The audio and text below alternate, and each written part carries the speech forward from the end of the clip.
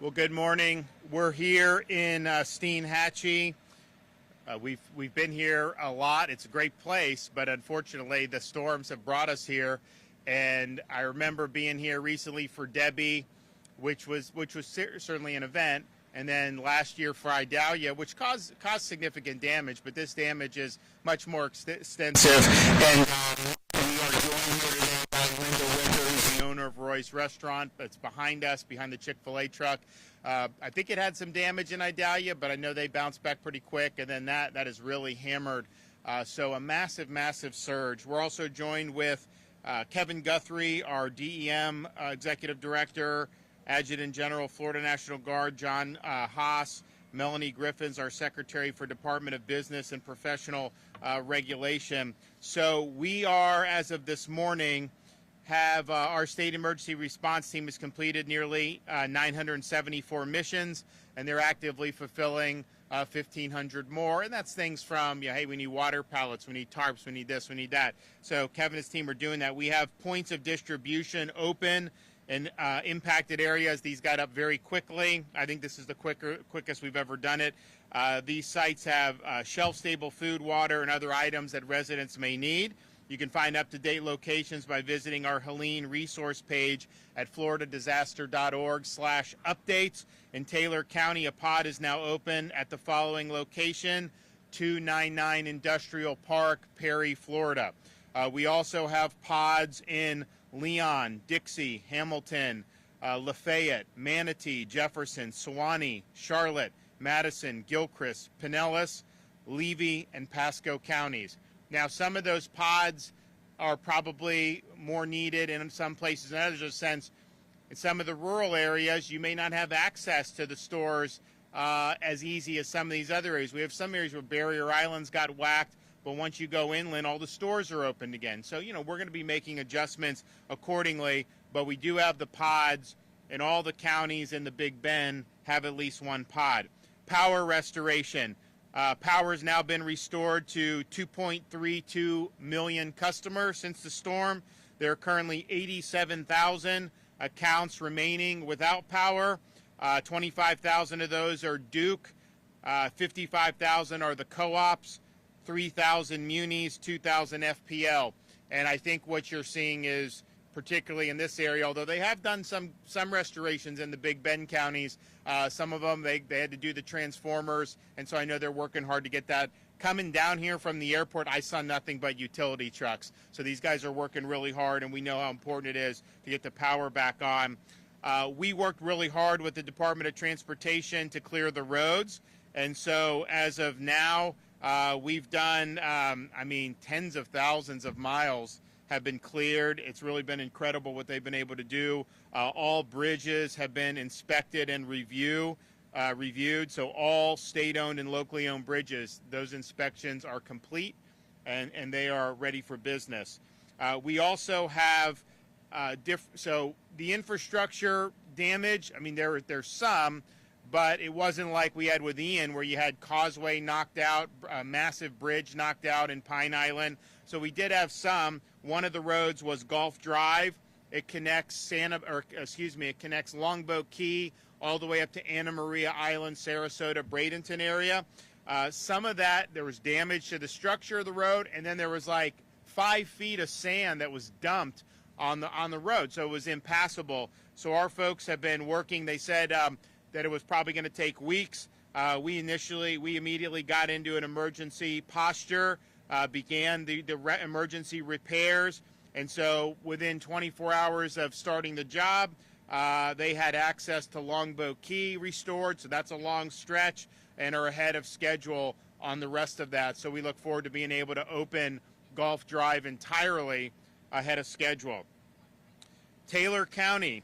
So we have provided emergency requests, response to emergency requests in the following: 7 truckloads of water, 10 pallets of food, 2 truckloads of MREs, 6 comfort stations, including a shower trailer, bathroom trailer, laundry trailer, a water tanker, Starlink internet, light towers, mobile EOC command unit, generators, a fuel truck for those generators, a forklift, food for the animal shelter, which is very important, medical supplies, 50 radios. We're also currently mobilizing missions to Taylor County to provide large rooftops, traffic message board, additional comfort stations, fuel distribution for Steinhatchee and Horseshoe Beach, and 22 oxygen regulators. So I want to thank Kevin and his team for getting those done very, very quickly. I mean, you know, the reality is, I mean, there's definitely parts of this country you wouldn't have seen that for weeks if a storm like this hit. So thanks for working very hard.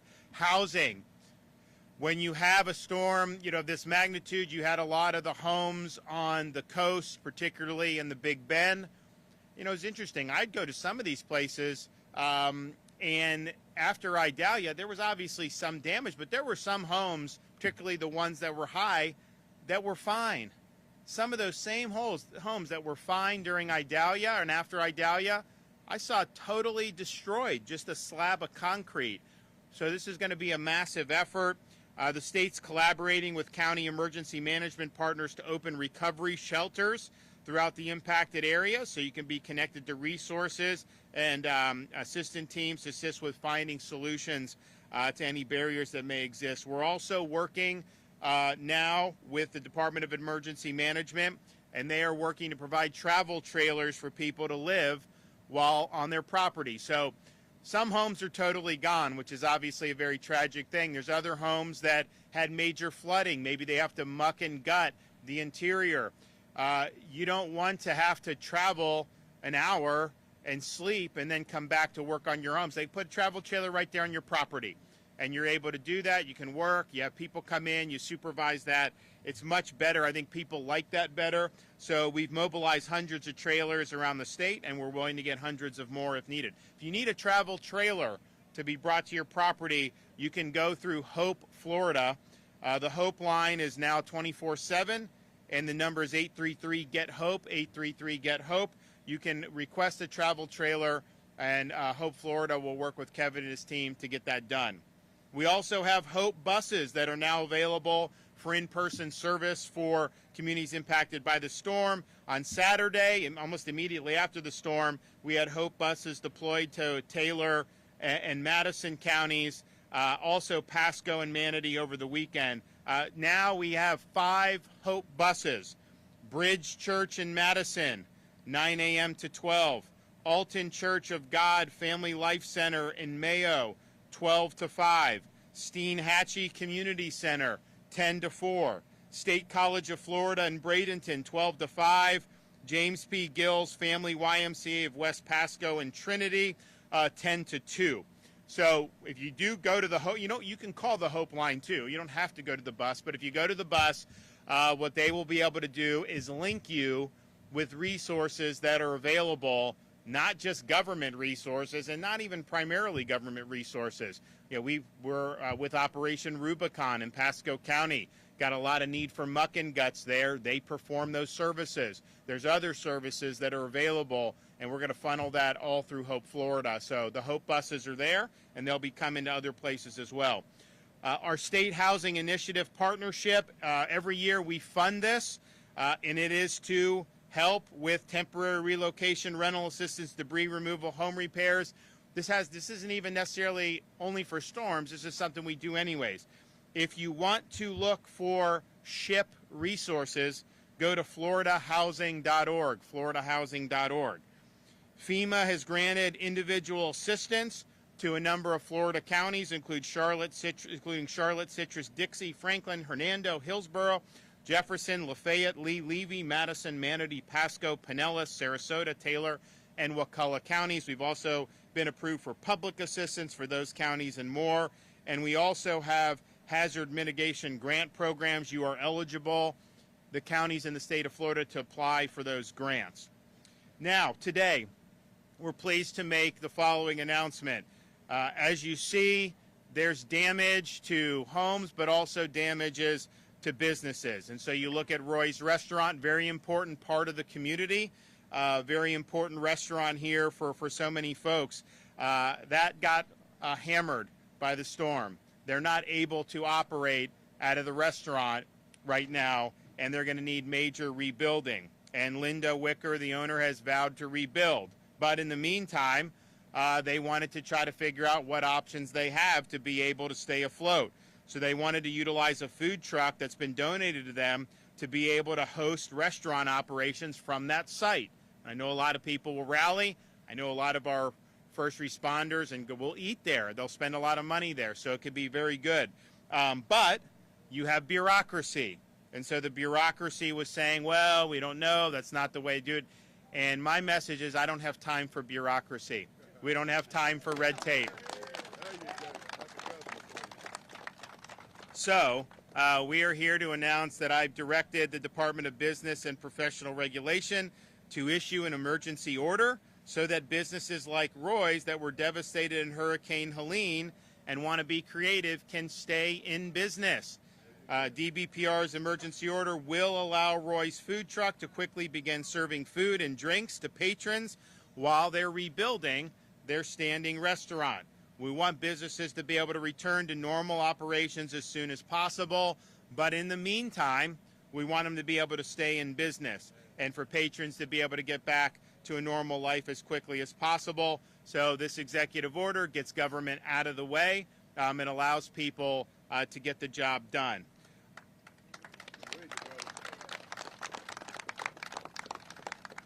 We also we always do housing with hotels, pre-storm evacuation.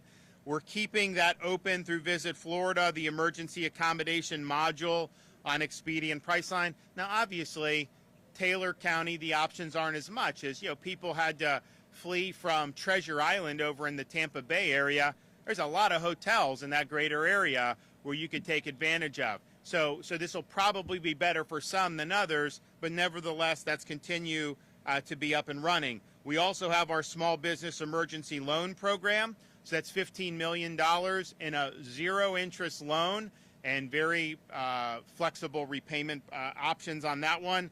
And you're eligible for up to $50,000. And so if you need cash flow, that's probably going to be the most generous thing that's out there, certainly from the state, for you to be able to do. And if you want to be able to look and apply for that, you can go to www.floridajobs.org/EBL for that. We also have activated the Florida Disaster Relief Fund. This is our official private charitable fund to assist Florida communities as they respond and recover during times of emergency or disaster. This is a partnership with the public sector, private sector, and other non-government organizations to support response and recovery. And this has been something that's been very flexible. So, for example, you can use Florida Disaster Fund to help fund some of these organizations that are rehabbing homes. We've done that. We've also used it to fund educational organizations that were helping teachers who were displaced, or law enforcement charities that help police that had their homes, or firefighters that had their homes destroyed. Because, a lot of these guys that have to serve the public, it's not like they're immune from damage. So that's been used for a variety of ways, particularly with Hurricane Ian. If you want to make a tax-deductible donation, you can go to floridadisasterfund.org and do that, and all that money goes straight to helping people. There's no bureaucracy and red tape. And I know the First Lady, I think she got in Ian, she got the credit card fees, processing fees waived. I think they probably are doing that again, so we're thankful for that. We had a very efficient storm response. We had massive storm surge. It was life-threatening. The fact that, Wayne and everybody here, no fatalities in Taylor County is honestly remarkable when you consider how high this storm surge was. And, the bottom line with storm surge, you could have a Category 5 wind. If you hunker down and you're covered in a place, you potentially can ride that out. You can't ride out 15 or 20 feet of storm. It's just too powerful, and it's destructive. And so we had massive numbers of resources staged. Locals had resources to make emergency response and rescues.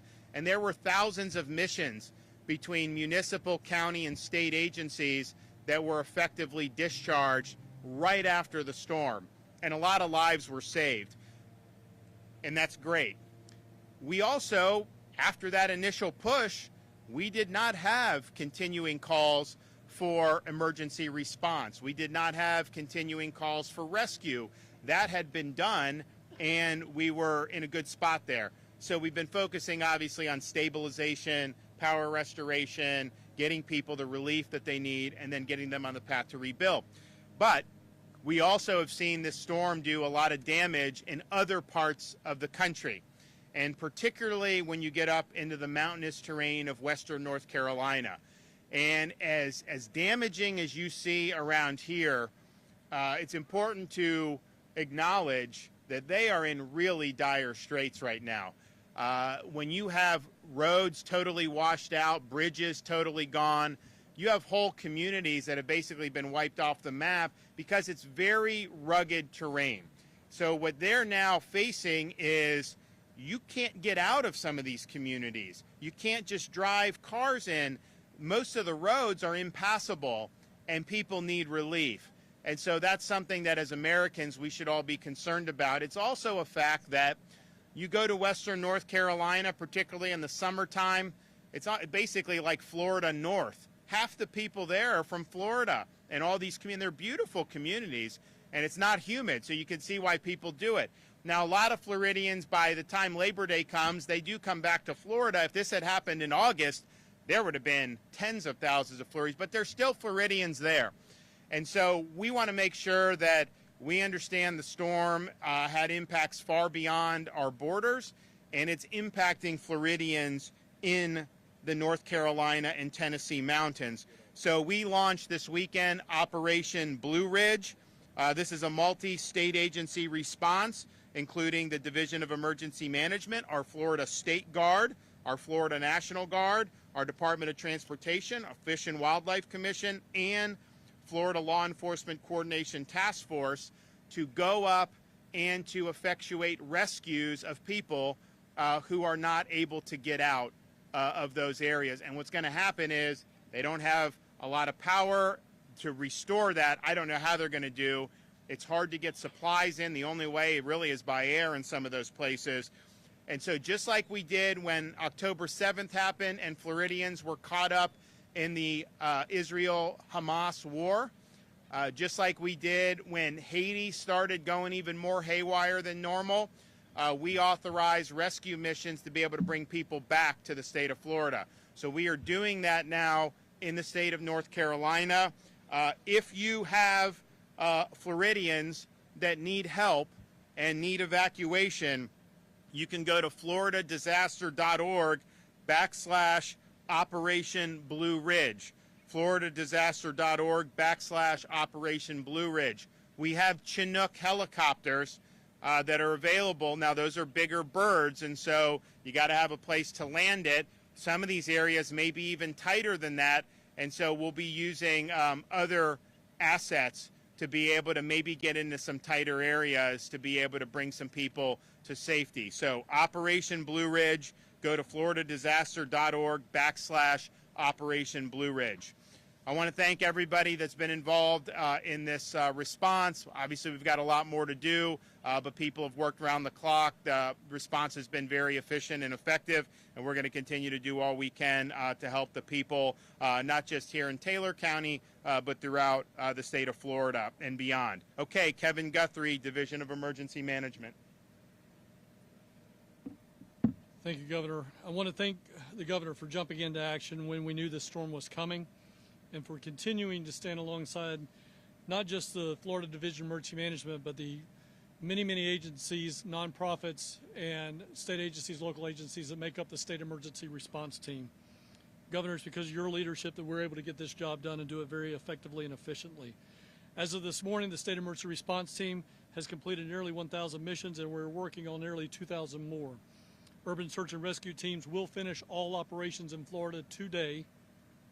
And I want to thank, and I want everybody to thank, just in a round of applause in a second, to the men and women, the urban search and rescue teams, but also Florida Fish and Wildlife Special Operations, as well as district personnel, the Florida National Guard, Florida Highway Patrol, Major, I see you back there, and the many, many Palm Beach counties here, incident management team, all of those first responders that have come here and helped us out, leaving their families behind. I just wanted to say thank you, and we appreciate every one of you. Many loved ones are still disconnected, and we want to continue to preach. If you're disconnected and you need to reunify, call the American Red Cross reunification line at 1-800-RED-CROSS. That's 1-800-733-2767. There's a lot of debris left from this storm, and it is essential that when we clean up, you can help us expedite that if you will separate your debris into specific piles. What we're asking you to do, vegetation into one pile, structural, this will be your furniture, your construction and demolition debris into another pile, your household hazardous waste. So the bleaches, the vinegars, the cleaning products, the fuel, the gasoline, put it into a separate pile. Then put your electronics, your TVs, things like that into a pile, and then your white goods, your appliances into a separate pile. We have to separate that stuff. It cannot go in together. If you can help us get that done at the road's edge, we can get that done faster. So please make sure you're helping us out with that. Make sure you're wearing appropriate safety gear when you're cleaning up. If you come across down power lines, please report them. If you receive damage to your home, you should have taken pictures before you clean up. If you haven't done that, please do that already. Your insurance company is going to ask for them. FEMA is going to ask for them. So please make sure you're taking those pictures. Make sure you get any pictures of high water marks. If you need assistance with cleanup, our crisis cleanup line is open. They will help send people to your house to help you clean up. That phone number is 1-844-965-1386. 844-965-1386. Do not get wrapped up with anybody that looks sketchy and is trying to get cash money from you. There are a lot of uniforms and badges around this town right now. If that happens and you think you need to report it, go ahead and report it. Any of the men and women of the State Emergency Response Team, that includes all of our state agencies, our Florida National Guard, our Florida State Guard, your local law enforcement, make sure you're reporting that. You can always, through the Department of Business Professional Regulation under Melanie's group, can always check a contractor's license by going to myfloridalicense.com, and then you can report that unlicensed activity at 866-532-1440. Again, 866-532-1440. We have 30 points of distribution that are open today. The Leon County ones, because I know we're in that media market right now, the Leon County ones will close today at close of business. So we will be going down, but they have shelf-stable food, water, and other items that you may need. I know that many of you do the right thing and you have a preparedness kit, and you've gone through everything in your preparedness kit. So if you need more food and water, you can go to a point of distribution and get that and replenish your kit right now. So please make sure you're doing that. Individual assistance is available for residents of 17 counties that the governor enumerated earlier. You can get signed up at one of 3 locations. Visit disasterassistance.gov, download the FEMA app, or call 1-800-621-3362. Our state assistance information line is still taking calls 24/7. If you need information, all the information I just dumped here, you can go to one location and get all of it. That's our state assistance information line at 1-800-342-3557. For a full list of resources, please make sure you're going to floridadisaster.org for updates. I will also say we, the Florida Division of Emergency Management, have people here on the ground. And I'm going to ask them to raise their hands, but both my regional recovery coordinator and my regional coordinator that are assigned to this area, Glenn Hammers and Christian Rivera, are over here to the side. If when the governor and I leave, you have questions, these 2 guys can help you out. They will sit here and answer as many questions as you want them to answer. Governor, as always, thank you for your leadership and trust in me and the agency, and we look forward to continuing the good work we're doing. I'm not very good at this, but thank you all for coming. First of all, I want to thank the Lord for our safety. And Governor DeSantis, oh my gosh, I cannot say enough.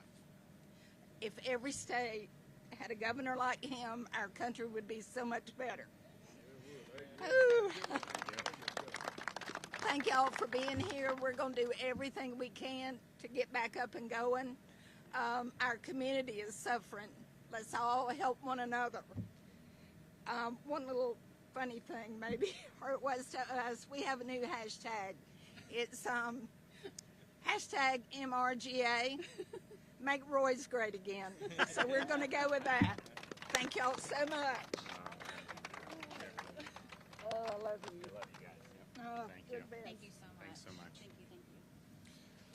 Now, because I know, what's the time frame on your portable?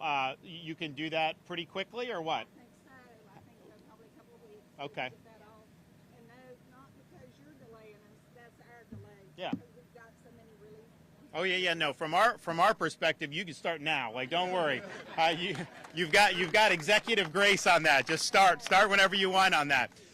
We are going to be serving. We got Chick-fil-A here. They're going to be serving hot meals for people. So we're going to go in there and serve some of those. So if you all want some Chick-fil-A, then I definitely suggest you get in line. I mean, like, you go to almost any Chick-fil-A in Florida, there's like a line of cars that stretches a mile wide.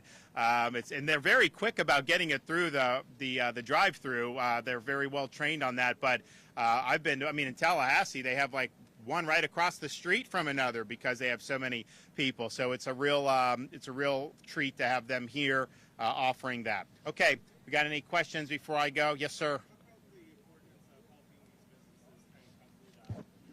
Oh yeah, we do not have time for bureaucracy.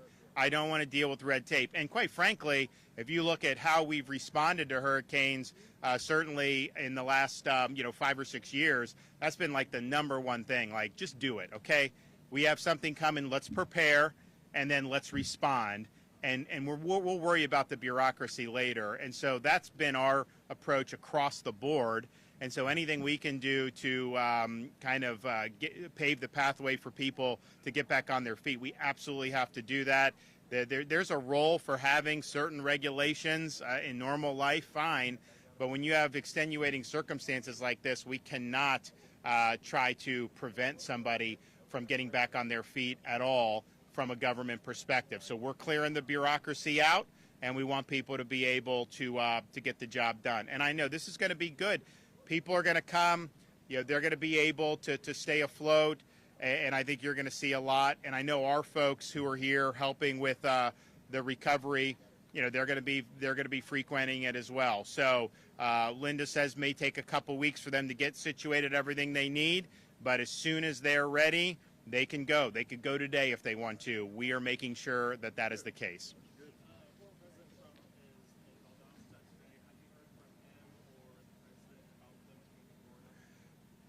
I was in the air when President Joe Biden called, so I wasn't able to talk to him yesterday. What I would say is Florida, we have it handled.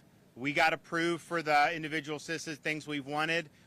We have what we need. Now, obviously, there may be additional things that we'll ask for in the future. It depends on how things shake out. But I think most of the effort should be in Western North Carolina right now because you still have active rescues that need to take place. I mean, just think about, it's almost like if this area were totally cut off and every road was destroyed and all this, but you can still get places by boat. There, you can't do that.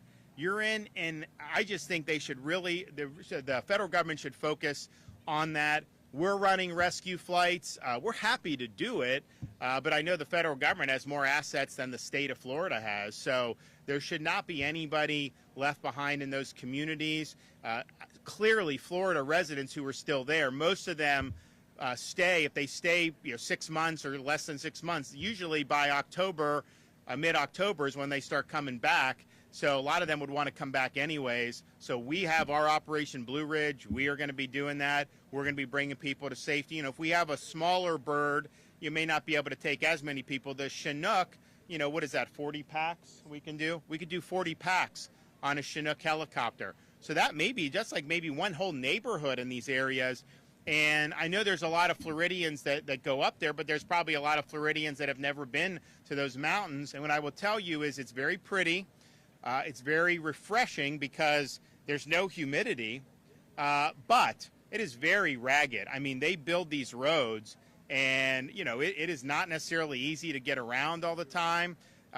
It's not well lit all the time. it's just a different lifestyle. And so when you have something like this happen, to sever the roads and the bridges and a lot of the things that happen, I mean, basically, I don't think they have any major way to even get out of a lot of those Western North Carolina places right now.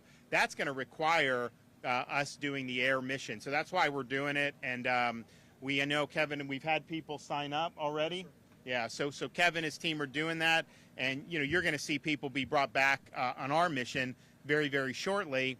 And we're happy to do it. I mean, look, if we can bring people back from Israel by the hundreds when Hamas is raining rockets down, we should be able to get some helos into the Blue Ridge Mountains and get people out of there. But, yeah, I think that just from a response perspective, this here is very important. We're going to be there, but they didn't have any fatalities. I think in North Carolina, whatever fatalities have been reported, I think that's probably just scratching the surface of what's possible if we don't get people in there and get them out to safety. And if you think about it, it's like you could throw me there for 5 days, whatever, food and water, but you have like a child with special needs, you have a senior that is power dependent, you have this stuff, you run out of time very quickly.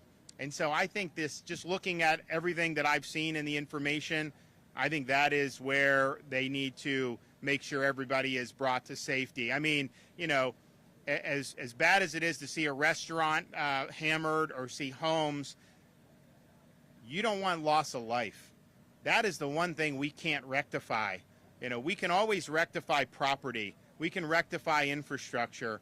You can't rectify the loss of life. And, my fear is just having those areas cut off. It's a very difficult mission. So we're in the mission. We're in the fight. We're going to be bringing people back to safety, and we'll keep doing that as long as it's necessary. All right, let's go eat some Chick-fil-A. I'm